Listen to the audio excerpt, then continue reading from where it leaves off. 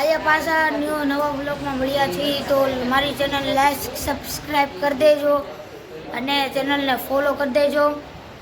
તો આ છે મારા અમદાવાદથી આવેલામાં આ છે મારા બા, આ છે મારા અમદાવાદથી આવેલા બા. આજ સાંજે અમે આની હારે જવાના છીએ અમદાવાદ, એટલે તમને એ પણ બતાવીશું કે અમદાવાદ જવાના. આ છે મારી ભૂરકી બેન. અને પછી હવે હું સવારે વ્લોગ નહોતો બનાવ્યો કારણ કે અમારે સાંડલામાં જવાનું હતું સવારમાં વહેલા. તો પછી જવાનું હતું 9 વાગે ચાંદલામાંથી આવીને પછી સૂઈ ગયા, થાકી ગયા હતા. તો 17 ઉઠીને પાછો બનાવવાનું ચાલુ કર્યો છે. અટેક આપણે સાંજે સુધી બનાવી રહીશું આ વિડીયોમાં. હવે મેં દૂધ લઈ લીધું છે તો દૂધ લઈને પાછા મમ્મીને દઈ દેવી. મમ્મી દૂધ રસોડા ઉપર મૂકું છું. હો જો હવે આપણે રસોડા ઉપર દૂધ મૂકી દીધું. હવે આપણે જોવે આગળ શું થાય છે.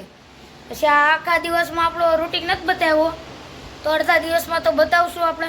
સાંજ સુધી બનાવી રહ્યો. મારા ઘરે મહેમાન આવ્યા છે અને અમદાવાદવાળા બા છે. અત્યારે અમે યાર અમદાવાદ જવાના છીએ, એટલે આ જો સામાનની પેકિંગ હાલે છે. ના મારા બા છે, ના મારા મામા. રેડી? તો હેલો ગાઈઝ, અને હવે મારા અમદાવાદવાળા બા ને મારા બા હવે ગીત ગાવાના છે તો આપણે એને સાંભળીએ. ચાલો. તમારા રામની રે બીજી વાતો ના હોય જો, સતસંગી બેનું તમે સાંભળો રે સૌ સત્સંગમાં આવજો. સત્સંગ મોટું ધામ છે રે જોજો ભૂલી નો દવાય જો. સત્સંગના સાત પગથિયા રે જોજો ભૂલી નો દવાય જો. પેલું પગથિયું સત્સંગનું રે જોજો ભૂલી નો દવાય જો. વેલા ઉઠીને સ્નાન કરજો રે લેજો નારાયણના નામ જો.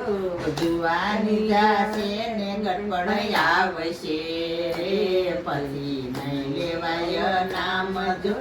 કાયા કંબે ને ધ્રુજે લાકડી રે નહીં રે હડિયાનું માન જો. બીજું પગથિયું સત્સંગનું રે જોજો ભૂલી ન જવાય જો. અતિથિ આવે આપણે આંગણે રે એને પાછો ન વાળજો. થોડામાંથી થોડું એને આપે. તમને જોઈને બહુ દાંત આવવાના છે કારણ કે મારા મામા ચા બનાવે છે. મામા, તમને ચા બનાવતા આવડે છે? જો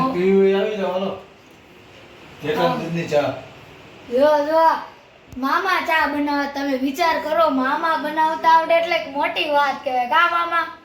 ચા બનાવે મોટી વાત કહેવાય કે હેલી વાત કહેવાય? હેઠળ દૂધની ચા પીવી આવી જાજો.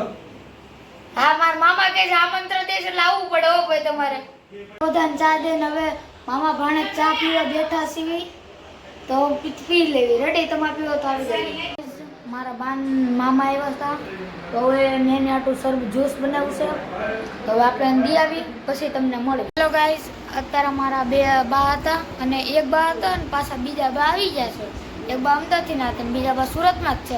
આપણે પૂછ્યું અહીંયા આવીને કેવો અનુભવ છે? બા, તમને અહીંયા આવીને કેવો અનુભવ? બહુ મસ્તીનો અનુભવ આવ્યો. મારી ભત્રીજી ઘેર આવીને મારી ભત્રીજીની ભાણી આવી મને ઠંડુ ઠંડુ પાયું અને પેટમાં ઠંડક બહુ વળી. બહુ મજા આવી ગઈ મને તો. ઠંડુ ઠંડુ શું પાયું તમને? કેરીનું જ્યુસ. કેવું હતું? બહુ મસ્તીનું લાગ્યું. કાચી કેરીનું કેવું લાગ્યું? અસલ ખટમીઠું ને ગળ્યું ને પેટમાં સારું ઠંડક વળી. પેટમાં બળતું હતું હંધુય સારું થઈ ગયું. બા બીજા બા મુલાકાત કરી અમદાવાદવાળા બા. તમને અહીંયા આવીને કેવું ફીલ થાય છે? અમને બહુ મજા આવી. અમદાવાદ આવી, સુરત આવી. બીજું કાંઈ ચેન્જીસ નહીં, અમારી ગરમી જોતા અમને અહીં ઠંડક વળે છે કે તમારો રૂમ ઠંડા ઠંડા. તો એ અમારે બીજું વાતાવરણ ફરી જાય બા. એને અને જો મામા એવા આવી ગયા છે તો મામા કાંઈ પણ કામ હોય તો કહી દેવાનું બિંદાસમાં. મામા આવી જાય એક કોને. Ready guys? અમારો આટલો સામાન છે. રેડી? એટલો સામાન છે અમદાવાદ જવાનો કેટલા બધા જણા છે જોઈ લો 1 2 3 પછી આ મારા મમ્મી 5માં રેડી આ મેન જણા છે